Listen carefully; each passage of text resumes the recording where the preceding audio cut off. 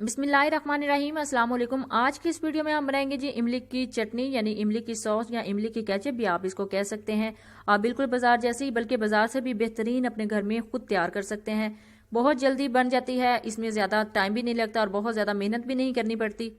लेकिन इसको बनाने की कुछ खास टिप्स हैं, अगर आपने उनको फॉलो कर लिया तो आपकी जो केचप है बिल्कुल बेस्ट बनेगी। चलते हैं जी केचप की तैयारी की तरफ। तो उसके लिए मैंने ली है जी 1 पाव इमली।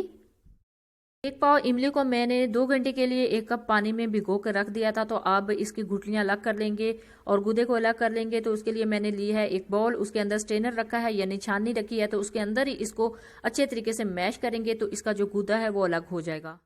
यानी केचप या चटनी बनाने के लिए जो प्यूरी हमें इमली की चाहिए वो इसी तरीके से हम तैयार करेंगे। देखें कितनी आसानी के साथ हमारी जो प्यूरी है वो अलग हो रही है। अल्हम्दुलिल्लाह हमारी जो प्यूरी है बिल्कुल अच्छे तरीके से तैयार हो चुकी है। और आपको बता दूं कोई 1 पाव इमली ली थी तो उसके अंदर 1 कप पानी ऐड किया था। तो जब ये प्यूरी तैयार हुई है तो ये 3 कप, तकरीबन 3 कप हो गई है। यानी 1 पाव इमली से हमने 3 कप प्यूरी तैयार कर ली है। अब चलते हैं मसाला जात की तरफ जो इसके अंदर ऐड होंगे। तो इसके लिए जो जो चीज़ें चाहिए वो सबसे पहले आप नोट कर लें।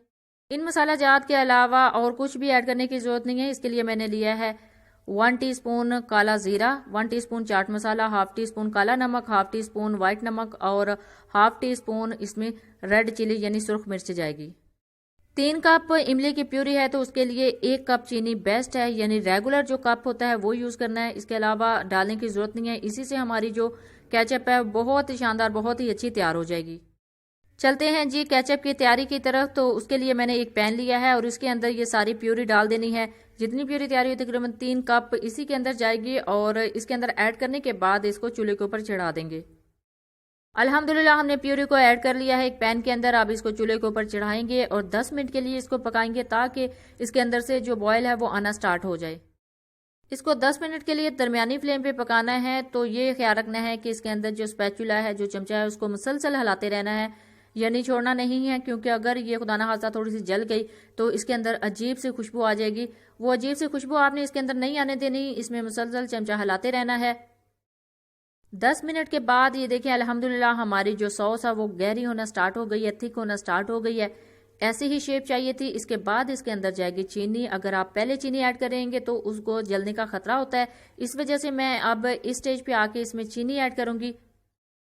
अब इसके अंदर ऐड करूंगी जी मैं चीनी। बिस्मिल्लाहिर्रहमानिर्रहीम, अल्लाह का नाम लेके जो चीनी है वो ऐड कर दी है ताकि हमारी जो परफेक्ट सॉस है वो तैयार हो जाए। चीनी ऐड करने के बाद अब इसको मुसलसल हिलाते रहना है ताकि हमारी जो चीनी है वो नीचे से जले नहीं।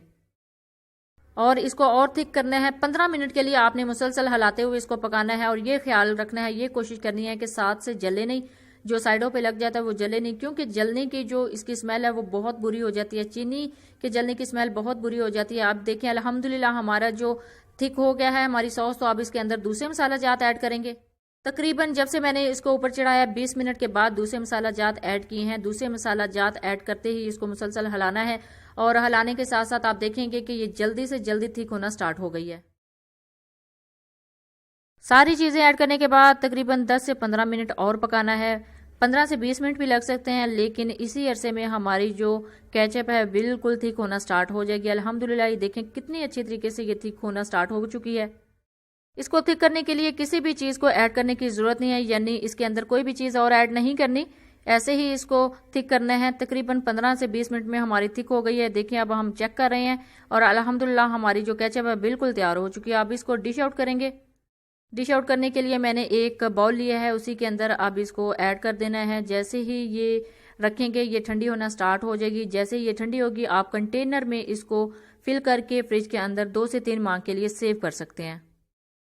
इसको ठंडा होने के बाद चेक करेंगे ये कितनी थिक हुई है। अल्हम्दुलिल्लाह हमारी जो केचप है वो ठंडी हो चुकी है। तो ये देखिए कितनी अच्छे तरीके से ये थिक होना स्टार्ट हो गई है। जब आप इसको फ्रिज में रखेंगे तो और भी ज़्यादा थिक हो जाएगी, जितनी हमें थिकनेस इसकी चाहिए।